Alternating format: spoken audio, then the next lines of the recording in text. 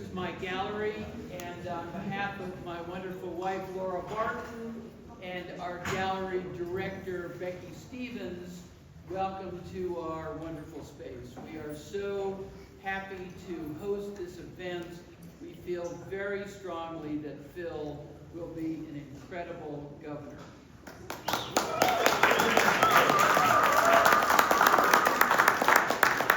So with that, I'm going to hand it over, and we're going to start our event. Thank you, gentlemen. So I want to just ask all of us to thank Willie, to thank Becky, and to thank Laura in terms of civic-minded people in Colorado, and we are fortunate to have very strong civic infrastructure. This is quite a communal space. We need more third spaces. If you don't know all the civic work that Laura is doing, if you don't know how beautiful Willie's art is, please take a few minutes and get to know it afterwards. Can you join me in a round of applause?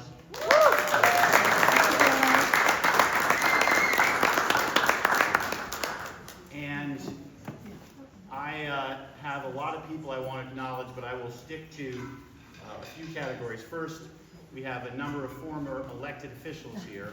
Our former Lieutenant Governor Joe Garcia came up from Southern Colorado today.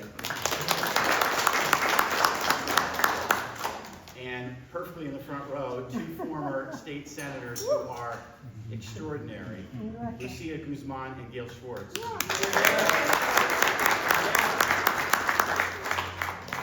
Any other current or former elected officials here?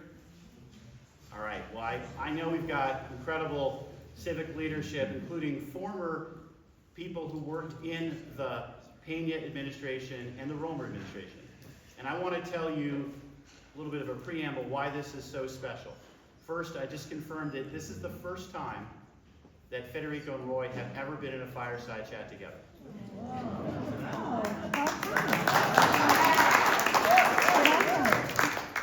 And I got to tell you this, I don't know why more people in elected office and in politics don't embrace mentorship. I guess some people are afraid to say, I'm looking for guidance, but I will tell you, we in Colorado are so blessed.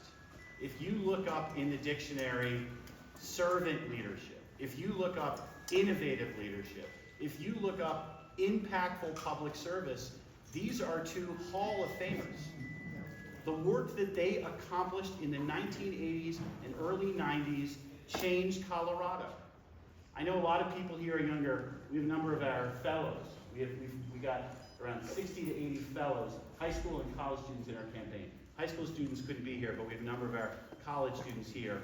And I want, if nothing else, people to walk away informed and inspired by the way you work together and made a big impact. And I want to make sure that I and the people on our team are soaking that up, because there's some important parallels between the time you were working and the time we're in today. I also want to put into context, this is part of our Fight for Colorado tour.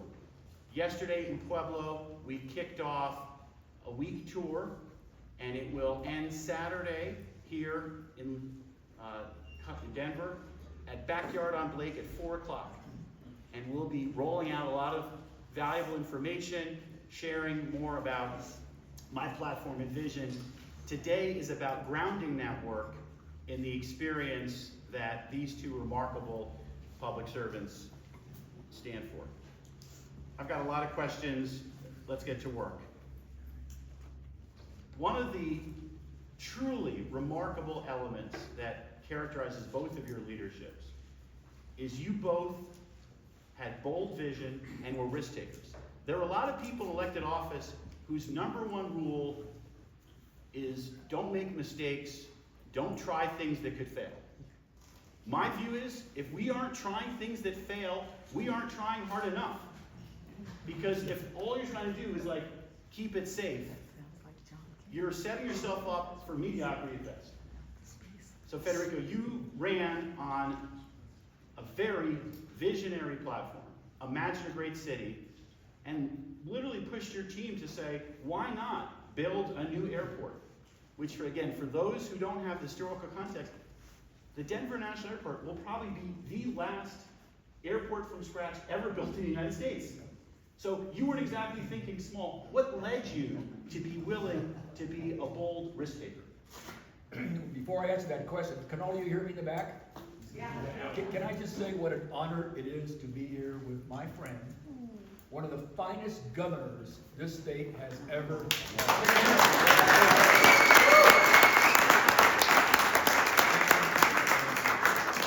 As Phil was alluding to, this is a bit historic to have a young governor like this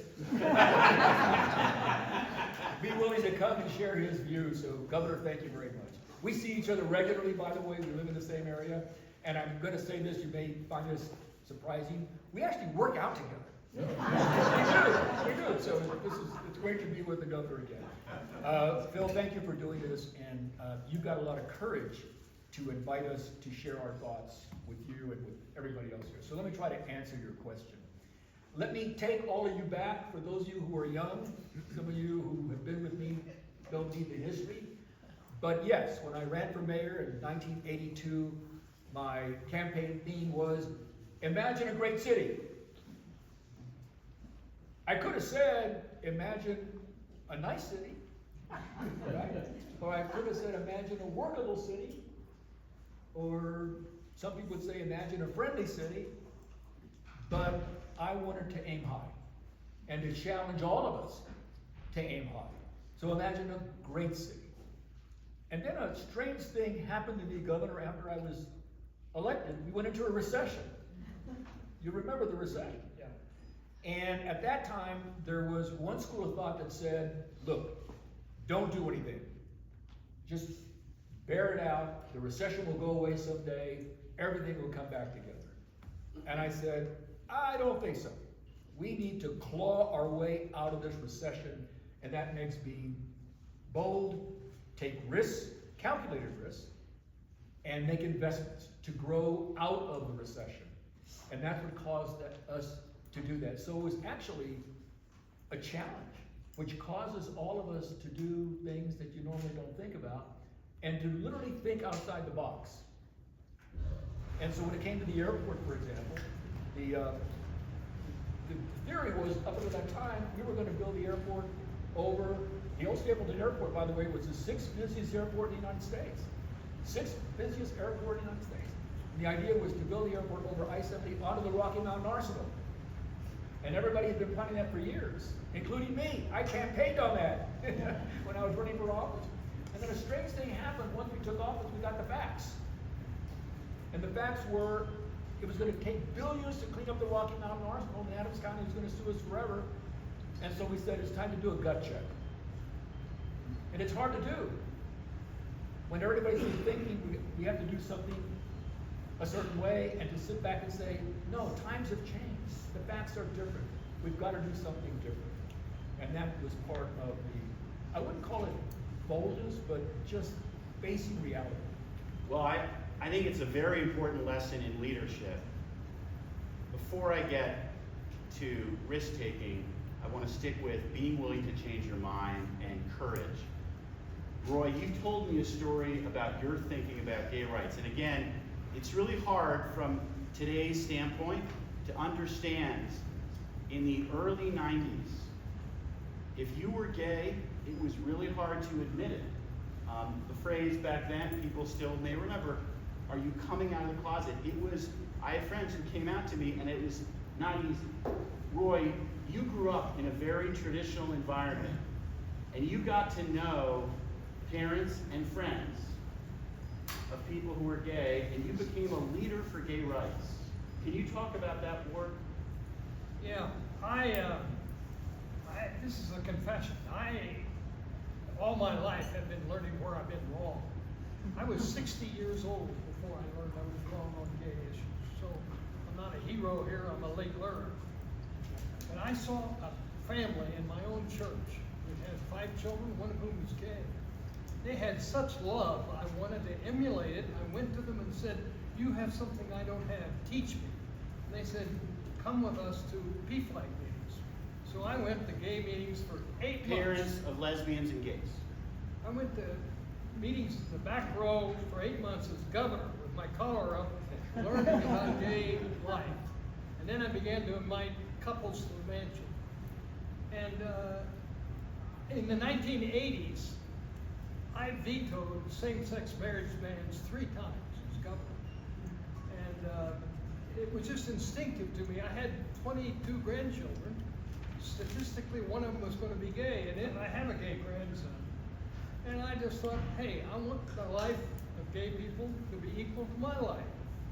So I began to identify with them. When the 1992 constitutional amendment came along, they came to me and said, would you defend us? I said, yes, I will. Now you talk about courage. When you're a political office holder, sometimes you do things because they're the right thing to do, not because you have courage, but it's the right thing to do. That was the right thing to do to help defend the gay community. We lost that, we returned it to the Supreme Court. But I learned a lot. Learning that my view of the truth is always partial, I gotta listen very carefully. That's one of the things I like about his candidacy. He's the best listener in Colorado right now. He really works at it and listens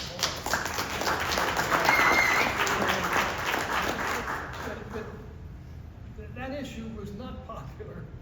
I'm from Powers County. I'm a rural Methodist, and my vote appeal in Powers County went way down. But it was the only thing I could do. It was the right thing to do. I want to pick this point out because it's very much central to how I think, and I don't know, Federico, you heard Roy say this before. Roy gave a speech at the law school graduation, and the premise was all truth is partial. And the idea is only God sees all the truth. We see parts of the truth. And only through dialogue with other people can we learn more of the truth. And he said he viewed his whole political career through those terms. Federico, one of the things about both of you, I'll get to Roy in a minute, you built extraordinary teams. The quality of people you brought into the city government was extraordinary. Some of them are here today. The people outside government who were partners with you were extraordinary. And then you really listened to them, challenged them, and empowered them. That takes a certain style of leadership, whatever words you want to call that, a certain style of humility. Where did that come from? Well, we were very blessed. And by that I mean when you run an exciting campaign, which we did, and we had a record turnout in the mayor's race, 73% turnout in both my elections. That, by the way, has not been repeated. Think about that. We should have 73% early turnouts all the time. But there was so much excitement that people had in the campaign and in our election because they saw it as transformational, that we were blessed with thousands of resumes that came in from everywhere. Everyone wanted to be a part of our administration. And so we had to have committees screen through all the resumes, etc. And at the end of the day, we picked the best and the brightest. And we made sure that for the first time in the history of the city, our government reflected all the people of Denver. The past administration, I won't go into that detail, had one woman and their entire cabinet, I think one Latino, no gays. And we completely changed that to make sure that our city administration truly reflected all the people of Denver. And I have to say, in a time of crisis, Governor, you know this because you have great teams too, you need the best and the brightest because you cannot do these things alone. You cannot do these things. No CEO can transform a company alone. You need great teams. And you've got to bring people together. And we brought the community together, the business community, labor, environmentalists, gays, women, everybody, because we were in a crisis. And I realized that if we were going to dig our way out of this crisis, we needed not just a great team, but bringing everyone else together to help us row in the same direction. And that's how we clawed our way out of that recession. Everybody working together and working with a terrific governor who was a partner every step of the way. Remember the oatmeal circuit? Yeah. Let me describe this. That's what he did. All right, So I just give everyone the context. The two of them getting this airport authorized and built was an extraordinary accomplishment. It was an unlikely one. Federico, as he mentioned, to pivot from the initial plan to a new plan, but getting Adams County voters to approve it was always going to be the Achilles heel of could you get this airport, because the city of Denver is not necessarily the most popular customer in Adams County. So Roy Romer, and I want to hear the conversation where this was hatched, embarked on what became known as the oatmeal circuit.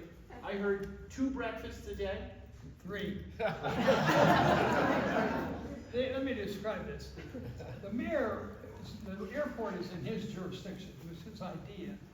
I, as governor, saw it as one of the key futures of Colorado. And so he came to me, or we somehow got in conversation that I needed to be in this campaign. And I said, yes, I will do that.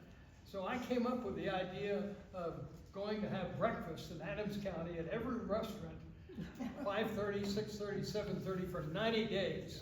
I announced to the press that I was going to do that. And the press laughed. They said, you're never going to do that. I did that.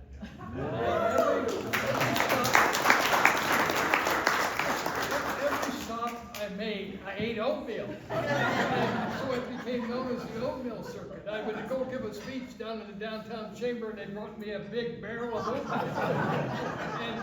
And it was, I'll just tell you one incident. I hit every restaurant in Adams County, and I had to go back and start doing it twice. There was a guy, I was in a bar, and there's only two of us, me and a guy, and I had my leather jacket on. And he turned to me and said, hey, haven't I seen you down at the Mission? I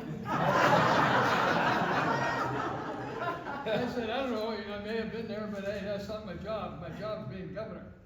He looked at me and said, nah, don't try to pull that stuff on me. I know who you are, I've seen you. It was a wonderful thing. This one thing, I remember an older lady lived right at the end of what would be the new runway, and she raised chickens.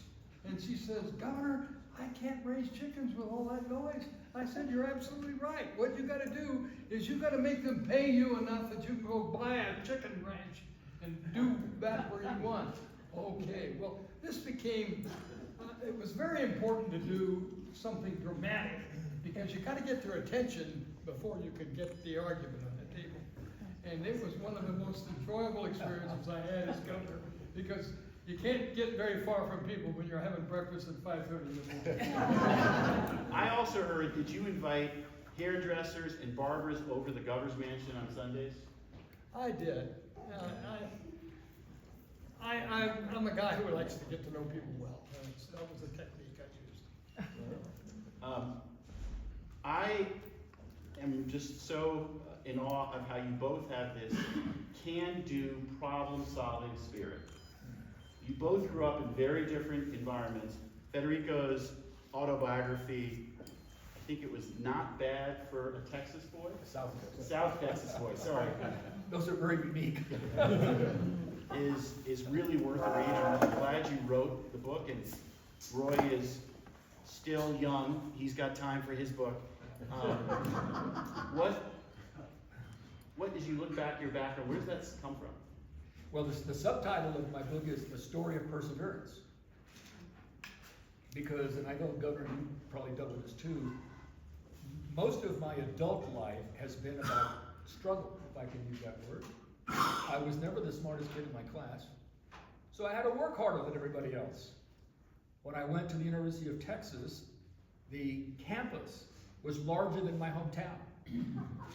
I would go to classes, I was the only Latino in the class, and I took my first English composition theme, and my professor sent my theme back to me. I left this out of the book. He wrote C+, not bad for a South Texas boy. I left the C+ out. I left the rest in. And silly as I was, I thought it was a compliment.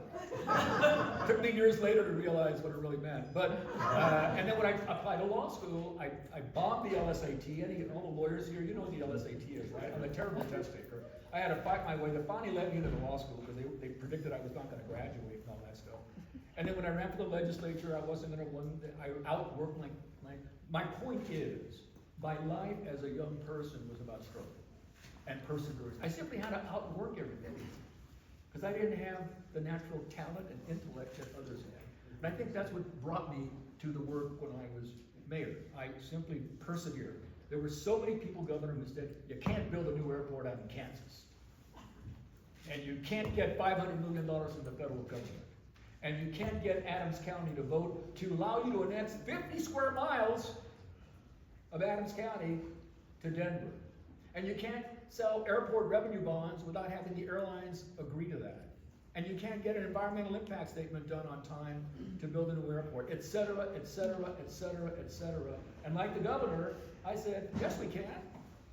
We'll just persevere and keep going and not listen to the naysayers. So I think, Phil, that's what sort of helped me drive through all that. I have a similar answer. I was born in 1928 in Prowers County, in the middle of the Dust Bowl and the Depression. I lived through the Depression and the Dust Bowl, and I gotta tell you, it was the greatest gift I ever had. Life has been downhill ever since I left Holly. And I learned as a kid how to persevere and how to take risk. Particularly, you don't survive out there in that country unless you take risk. And so when it came to do things in government, I thought that was a part of the agenda. Because what is government? It's something to act collectively for you, what you can't do for yourself. And you gotta be bold about that. And at times, I overreached. I cared deeply about education. I tried to raise 1 cent sales tax for education. I lost it. So it was a risk that was too high. I had made it past 0.5%, and I look back on that as not a win, but a loss. But you learn from life. Experience teaches you to take risks. And you gotta take risk if you're gonna get anything done. So I'm gonna tell a quick story, you can comment on it. Roy is governor, and the Denver teachers go out on strike. And Roy goes to his top advisors and says, I'm gonna invite the head of the union and the school district to come to the governor's mansion, and I'm gonna keep them there until we solve it. And they're like, Governor, don't do that. You don't have to be involved. It's not your issue. Why would you take this risk? He said, because of the kids. That was the governor's office, not the governor's mansion. But they came to us a blockage at noon, and Meg Pafito, your campaign manager, was my assistant down there monitoring it. She called me up and said they're going on strike. And I said, have them come to my office. I said, under what authority? I said, you tell them I invited them, they will come. When they got there, I closed the doors and I said, nobody is leaving this room until we settle the strike. We're bringing in beds. We stayed 2 to 3 days.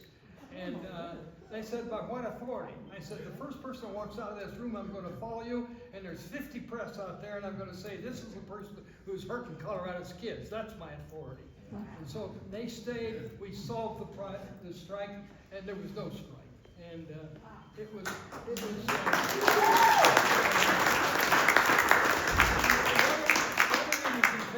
it was 30 days before my re-election campaign. 30 days. Every advisor I had said, don't do this. But, you know, sometimes leadership requires that kind of risk, like you took. And the point of me, why do you want this job? You ought not have it unless you want to do something with it. You ought to get out of there if you don't want to use the thing as it should be used. So, risk-taking is a part of being a good governor. Federico, we're here in what is a revitalized downtown that 40 years ago was a shadow of what it is now.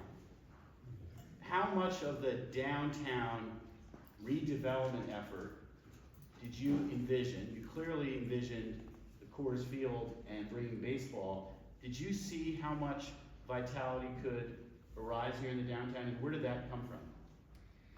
It actually has surpassed my expectations, to be honest. So the key was, during the recession, people were literally knocking down all these beautiful historic buildings here in lower downtown. This building probably wouldn't be here. And I understood why. They were going broke. So they thought the best thing to do is knock down an empty building, turn it into a parking lot, and make some money with parking lots.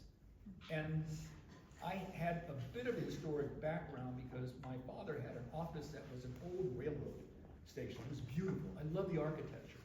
And I said, we've got to maintain the history of Denver. Maintain the history of Denver, merge it with the future, but do both. And so I said, we're gonna have to, and thanks to Historic Denver, the people here from Historic Denver who led the charge, I gotta give them credit. They said, let's make the 23 square blocks here a historic district and make it impossible for anybody to knock down buildings. So I endorsed that, and we fought for it. It passed City Council by 1 vote. 1 vote. But look at it today.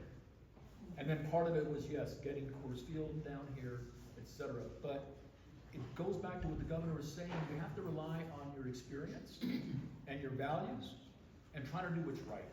And sure, take risks. And I caught all kinds of complaints from business people who were near bankruptcy.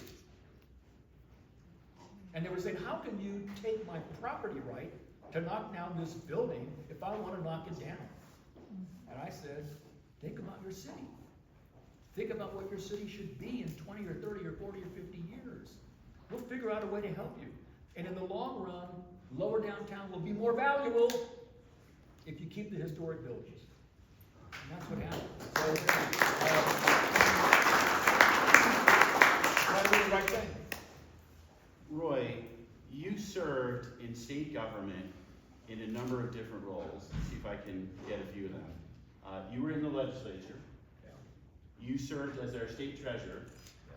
chief of staff to the governor, Yeah. agriculture commissioner. Yes. Needless to say, you came qualified to the job. Federico, you also served in the state legislature and had a lot of experience to draw on, including how the local government and state can work together. For each of you, as you think about preparing for these critical executive leadership roles, how valuable was that? Well, it was a valuable experience. When I was governor, this was a Republican state. The legislature was Republican all 12 years that I was governor. So I had to learn how to negotiate. Bev Bledsoe, any of you remember Bev Bledsoe? Bev would come in, he didn't like me. He would not look at me when he was talking, he would look at his friend rather than me. And I learned you gotta do that. The other thing I learned is sometimes you have to give things away to make them happen. Let me give you a good illustration. Western Governors University, which is a great success, was an idea I and the governor of Utah had. When I finished my term, I knew this needed a nurturer, and he was going to continue to serve. So I called him up and said, look, I want to move this thing, which was located in Boulder at that time, headquarters of the building. I want to move it to Utah because you can nurture it to success better than we can in Colorado. He said, I agree. So that's now got 135,000 registered students today. Wow. It's a wonderful success, but you have to sometimes give things away to make it happen. Federico, this point about collaboration, you've talked a little about this, Adams County, working with the state. Clearly, you didn't succeed only on your own. You were able to build these collaborative relationships. Could you talk about that for a little bit? Well, I certainly didn't have the experience the governor had. It's amazing when you talk about all the things he did. I was not a member of city council. I didn't know much about city government. I was a legislator for 4 years, and that was it. But one thing I learned in the legislature, and the governor referred to this, was I had to deal with, I shouldn't use the word had to deal with, I worked with a Republican majority in both the House and the Senate. And so I would meet people from Holly, or Grand Junction, or Northern Colorado, and they had very different backgrounds than I did. And I had to learn how to understand their perspective, where they were coming from, and find a way to work together and compromise. Learning that helped me as mayor. Because when you're trying to build a new airport or make difficult decisions, you're dealing with people from many different perspectives. And you have to be able to listen to them, understand their background, and find a way to compromise. Compromise is not a bad word. I hear people these days saying, no, you can't compromise, you can't. Well then, we do it in our lives every day, don't we? In our families, or whatever, in business. And so I brought that experience of learning how to work with people from different backgrounds, to reach agreement, to give and take, to compromise for the betterment of the people of Denver and the people of Colorado. So I think we need more of that these days, and if we did that and listened to one another, we could get wonderful things done, not just in our city, but in our country. So that was the experience that I brought.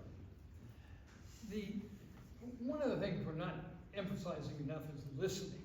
Listening is one of the key elements of getting things done in this world. This statement that I have of my view of the truth is always partial means I gotta listen very carefully. Let me give you certain illustrations in my life. I lived 10 miles from a relocation camp in Grenada. We had 10,000 Japanese Americans under barbed wire there. I went up and played football with them, and I knew this was an error. I knew it was wrong. During the Vietnam War, I dropped out of politics for 10 years because this war was wrong, and my own country was lying to me about it, and I knew that. So it's very important that you have the capacity to listen carefully to another person. This is one of the things I like about this man, Phil Weiser. He listens very well. He will go to the San Luis Valley, and he will not only identify a problem, he'll listen very carefully, what's the evidence, and what is the solution, and then do something about it. Listening is a gift that too few of us have. So we are talking about the challenges we're facing right now. And I do think there's some parallels to what you faced in the 1980s. As we look at how to meet the moment where there is lower trust in our institutions right now, less ability to create solutions, to get things done, concerns that we're not building enough housing, electricity transmission, how do we keep our communities safe, and how do we give our kids a better future, we have to find a way to meet this moment, create a similar can-do spirit that we're going to try a bunch of different things. Not all of it's going to work, but we're going to do something like what you both were able to do. And Federico, you told me this, so I'm going to repeat it. And we've now researched it. It's 100% true. From 2013 to 2020, Colorado grew 42,000 people every year. This was part of a period of growth. And I should say, I'm the beneficiary of your leadership. I moved here in 1994. I came out of law school and I applied to live in any city that had a Jewish community and a baseball team. We got one.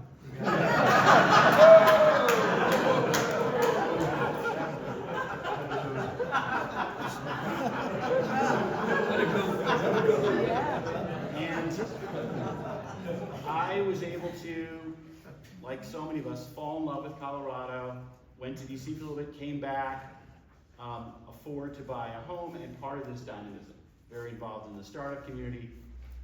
And then the pandemic, something changed. From 2020 to 2023, we're growing by 6,000 people a year, which means the risk to Colorado right now is we will be an aging state with a declining population. You don't have to be a demographer to know that's not a great equation. You want your kids to stay here. You want people here to help build a vibrant economy and to take care of us as we're getting older. That's not preordained. You had a similar situation where downtown vacancy when you became mayor was what? 30%. 30%. And yet you were able to help set the groundwork What for year did you become mayor? 83. 80 what? 83. 83. What do we need to do in this moment? Well, let's remember that, and Governor will probably remember this, in the 80s, at one point in our history, we had more people leave Colorado than came back. The year I was elected, 86. 86. In 1 year, you could not find architects in Denver. They were in Los Angeles. There was no work here. The economy was that bad. It was imploding. And so, to answer the question I think you're asking is, we need to spend time, and particularly if you're a governor, hopefully a governor, right? A mayor, talking to people and explaining to people why we need to do certain things. People are essentially smart. If you give them information, they'll make the right decision. So for the airport, when we decided to build a new airport, people said, you can't do that. You're gonna knock down the old airport? The six busiest, those towers and runways and all that, what a waste of money. And you're gonna build a new airport, you're gonna increase my taxes. So we had to do what I call Airport 101 lessons all over the city. And I spent so much time throughout the city explaining to people, you don't pay for the airport. Your sales tax doesn't go to the airport. Your property tax doesn't go to the airport. The airport sustains itself. It makes money from the airlines and concessions and all that. So building a new airport is not gonna mean increasing your taxes. Oh, I didn't know that. So when you educate people and explain things to them, they finally say, oh, all right, I'm willing to support that. And that's what we need to do now more than ever. Now things have changed substantially, and I don't want to take the governor's time here, but the one thing that's different now is back in those days, we still had federal funds. Even though President Reagan started what is called block grants, and they would give block grants and it was less money, we still have some federal dollars. Today, we can't rely on federal dollars. So the next governor of Colorado is going to have to sit down with mayors, county commissioners, and school board members and say, how do we work together? Because we're basically in this alone. We can't rely on the federal government. How do we work together to grow the economy, to make investments, to make Colorado a better state, so we can bring back population, new blood, new ideas, and continue to make Colorado a great state? That's the challenge we have today. Challenges of the issues out there. Let me list three. One is education. Colorado still does not do the job in education, public schools or higher education it should. It's one of the greatest states in the nation, and we fall way below where we ought to be educationally. Second, infrastructure. We're going to get into a great crisis over our roads if we don't invest more in our highways and our transportation systems, other systems. Third, open space. We got a good reputation here, open space, recreation, and all, with great outdoors, Colorado. But climate change is real, and if we don't take this more seriously than we are, we're going to all suffer. I came from the Dust Bowl. I remember what climate can do to you. So there's a great challenge out there for gubernatorial leadership. But finally, we got to enable people to believe in government itself and their leadership. I'm surprised at what Trump has done to the country in reaching for a lower common denominator of what we can do and what we believe in. It's tragic that we have a leader like Trump. We got a lot of work to do to overcome that. I'm gonna.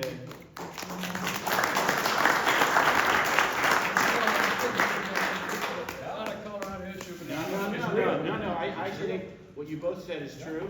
The extent to which we have to both protect ourselves from the craziness from Washington and be on our own is a pretty stark point that bears a lot of reflection. One last question I'm going to ask, then I'm going to open up for a few from the audience before we give people some time to visit. I meant what I said at the beginning. I view you both as role models and mentors. What advice do you have for me and other emerging leaders to be effective public servants? Federico. I generally don't give advice to people. But I think, Phil, you've already gotten a sense of the governor I've talked about. Having courage, being willing to take strategic and calculated risks, being bold, thinking outside the box, bringing people together, listening, all of those things. I think the biggest challenge now, and the governor's listed three of them, and I agree 100%, is how do we generate the resources to make investments in the future? So let me also make a controversial statement. I think the next governor of Colorado, is you're going to have to bring people together, mayors, the county commissioner, and everybody, and say, we're in this alone. We're going to have to figure out a way to raise the revenue, to have better highways, and therefore, we have to deal with the Tabor Amendment. That's going to take courage. That's going to take courage. But if you talk to people and say, what's holding us back? We can't build our roads. We're going to have more potholes. We're not going to have good educational systems. We're not going to have the kind of investments we need. We can't rely on Washington. We've got to do it ourselves. Therefore, we got to think outside the box about how we raise revenue. And the Tabor amendment is right in the middle of that. Well, what I've That's gonna said, take what I've courage. said, and I love your example about DIA. When you talk to people about Tabor, a lot of times the first reaction is, I like the ability to vote on my taxes. And then I would say, you can keep that. That's not the problem. The problem is that Tabor restricts what type of taxes you can have. You can't have a progressive income tax. And Tabor has this hard cap, which is cockamamie in ways that, I'll give you a quick example.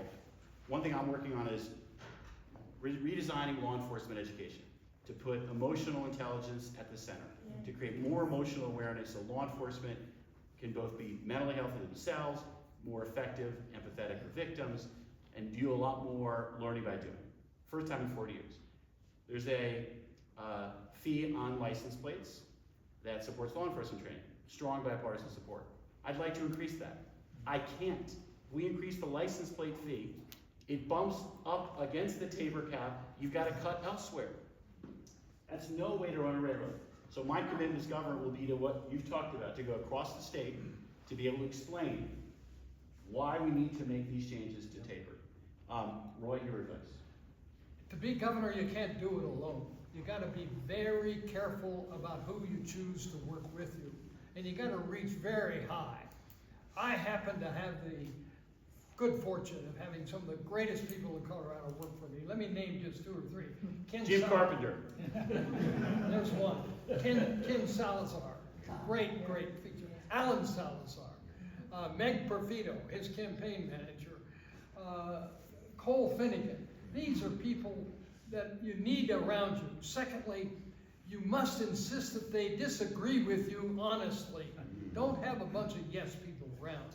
I insisted upon my cabinet differing with me. I criticized them when they did not.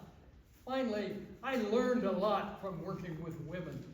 I had some very strong women in my government. Let me name 2. Sue O'Brien and B.J. Thornberry. They came to me with ideas at times I totally disagreed with, but I had such trust in them, I did that, and I learned greatly. And I just want to say, as a new leader, get good talent, listen to them, insist that they differ with you. I want to say something that's true about both of you. There are people outside of government that you brought into your network. I'm looking at Barb Brogan right here, who would say, you call her up and say, Barb, I need your help on this. And so that mindset, that team mindset, is a strength we have in Colorado. I expect there are a lot of questions in the audience. I'd love to give a chance for a few of them. First, one of our fellows, maybe you can ask the first question. What's that, Paula, you have a question? Savannah? Go ahead, Savannah, you got it. Thank you guys so much for being here.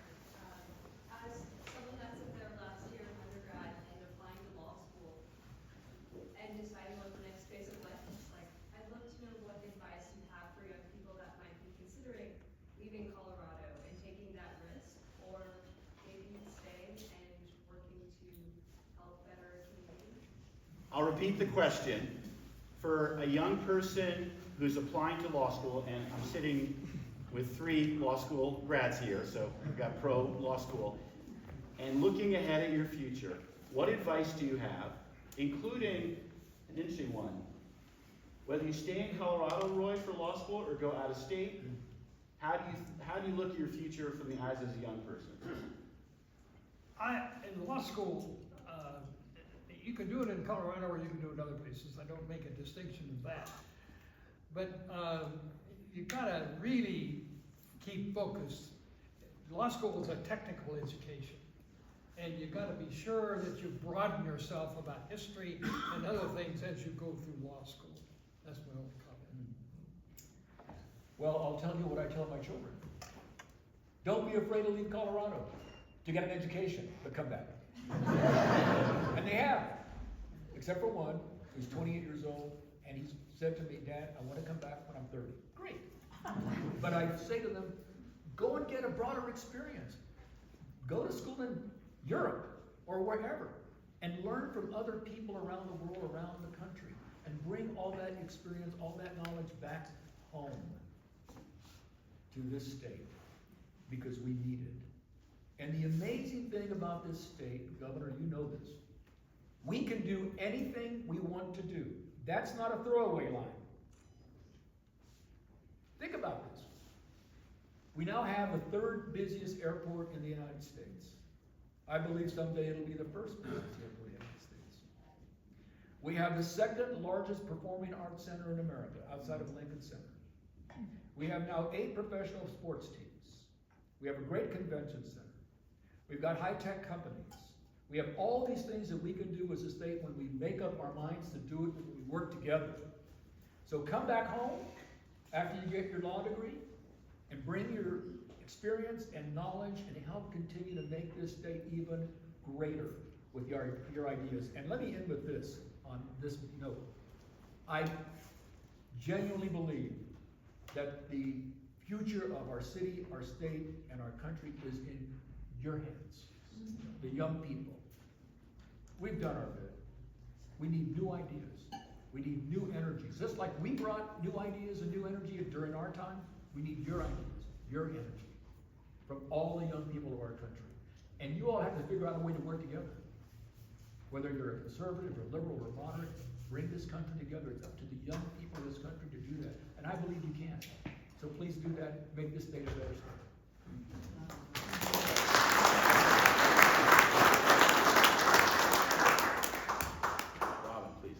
You talked about we have to do it alone because we're not getting government funding. Government funding is constantly being challenged, but we also have the huge challenge of AI and a workforce. And I have grandchildren now struggling to figure out where they're going to work in a chosen field. How do we address this huge issue right now in Colorado? So the question, very critical, what does artificial intelligence mean for our future? And those of you who have a chance after to ask Roy for some book recommendations, I encourage you to do so. Roy, what are you thinking about artificial intelligence right now? Well, I read a great deal, primarily to get my mind off of the current politics. Artificial intelligence is going to affect us tremendously. You have to work at it to understand it.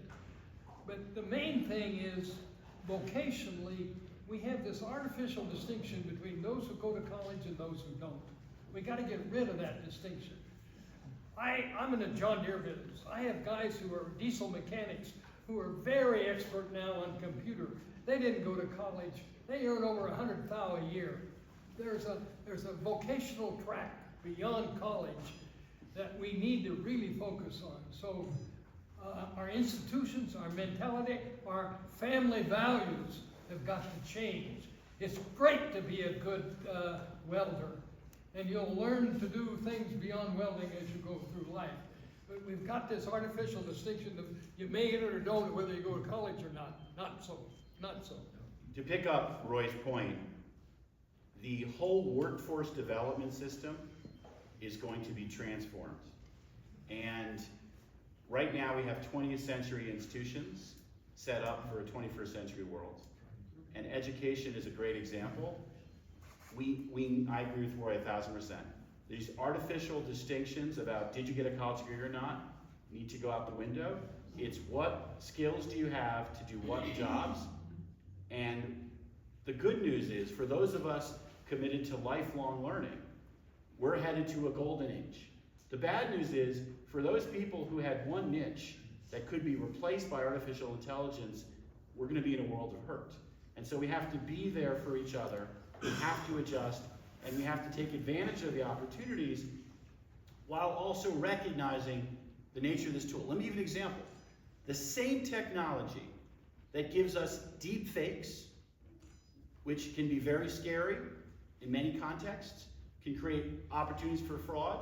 That same technology helps people with ALS be able to use what sounds like their voice in speaking when they no longer have a voice. In one case, what's happening is a thing of beauty. In the other, it's a thing that's very dangerous. So this is going to challenge us to figure out how to enable this technology to be used for so many good ways, so many ways that'll help productivity, while also guarding against some challenges we haven't had before. And if I could pick up on that, what we need to do, the next governor of Colorado needs to demand that artificial intelligence be taught in all our schools. So these young kids can understand it now. It reminds me of that famous quote from that great hockey player, "Don't go where the puck is, go where you think the puck is going." And it's going to artificial intelligence. It's already moving. And we've got to aim over there and make sure that our children, starting in early grades, start understanding artificial intelligence so they're ready to take advantage of it and use it in the future, doing that kind of education, rather than waiting. Why can't this state be the center of artificial intelligence teaching in our schools? Why not? I looked at what's happening to the H-2B programs, you know, the H-1B programs, where we're now importing people from Taiwan to come and become our analysts. Why don't we have our own analysts? Why don't we educate our own kids to be the analysts and take all those jobs, rather than importing work all the time? We don't do that well enough. And it gets to what the governor was talking about, education. He was a superintendent of the Los Angeles Public Schools. He knows about education. And while we got to invest in these kids now, so we can compete against kids in China and India and everywhere else. And artificial intelligence is one of those things we're going to have to teach our kids now. All right, one more question. I'll let all three of you ask your questions and we'll answer them together. Jim, Micah, then Steve. Go ahead, Jim. Very briefly, you talked about infrastructure. Totally agree with you. What's been happening and what's been done over the years through the will of the people and your leadership. There's one area of our infrastructure that I still think is our challenge out there, and that's housing. And how do we solve what I think is one of our primary concerns regarding people's ability to stay here and afford to live here? Great. Micah? Thank you both so much for spending this morning with us. Folks from Andrew Yang to Robert Reich have stressed the danger, the precarity of higher education as we know it with the evolution of AI. How do we change the higher ed model to actually create spaces for critical disagreement and discourse and real reflection that isn't propped up by AI? Governor, I'm glad it was mentioned you're being the Los Angeles superintendent. That was an amazing, huge job you took on. If all of the Colorado school boards and superintendents came and asked you, what do we need to do different about education in Colorado? What might you tell them? All right, so Can you repeat I'm going to these? repeat all three questions. All three. First question is, and the good points to sum are, close on. How do we improve K through 12 education? Second, how do we improve higher education, particularly teaching people to engage in civil discourse, to listen to those who they may disagree with? And third, how do we build more housing? Let me start on the education thing. I read a lot. Codebreaker. Codebreaker is about the woman scientist who helped develop CRISPR, which CRISPR, can you take a gene out and put a gene back and alter your personality, your abilities. When I read this book, I thought, man, in the next 30 years, the world is going to change so much. Your children have got to have a good basis of education. I think education is the single most important issue in America. And what do we need to do about it? Every family has got to think about how much this world is going to be AI and other things. And as an individual, if you don't understand it and capable of dealing with it, it's going to govern you. If you know what it is, you can help make it correct. I just believe we need to raise our standards. We shoot too low. We need to spend very much more time on it. And we need to get off the damn phone. We spend too much time on these mechanical devices which divert us. Finally, we've got to learn to relate to each other in basic truth. We don't trust each other anymore as a nation. And we got to develop individual clubs, individual friendships, so that we have people of both parties in. As governor, my advice is, be sure you include in your government somebody from the other party, some buddies, plural, from the other party. Have them there, criticizing, helping you grow. You want to take housing? No. Actually, Phil and I have talked about this already.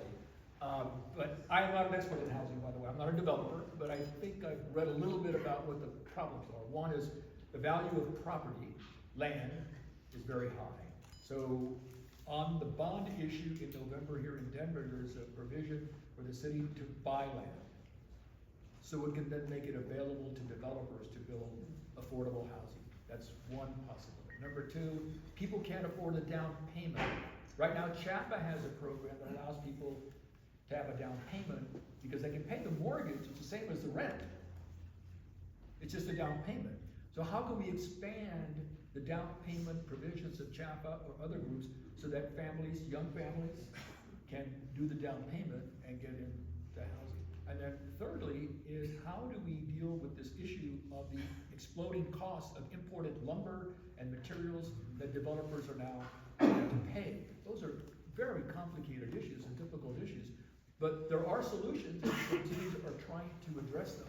And we talked about this, so we've got to figure out a way to use those ideas and other ideas that other cities around the country are now experimenting with. Because everyone is dealing with this problem. Everyone. It's not just a Denver issue. On education, I agree with the governor 100%. We've got to do things differently. I'm going to say something very controversial. I think our educational model is broken. How old is our current educational system?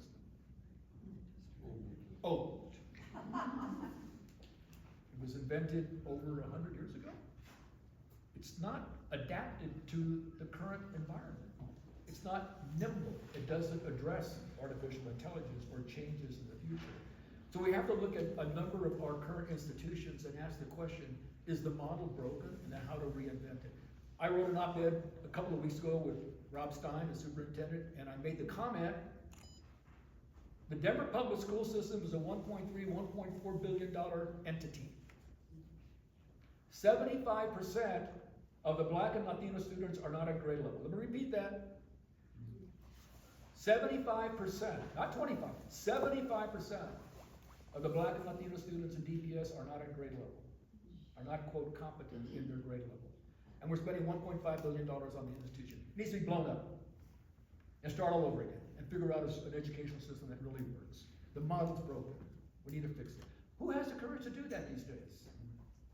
Very, very controversial. But if we're going to make progress, we've got to think outside the box. No, we're not going to build the airport in the Rocky Mountain Arsenal. It doesn't make sense anymore. It's building in Kansas. Near Kansas. We've got to think outside the box and look at our current institutions and ask the question, if they're not working, we have to change them and reform them, however controversial, however difficult.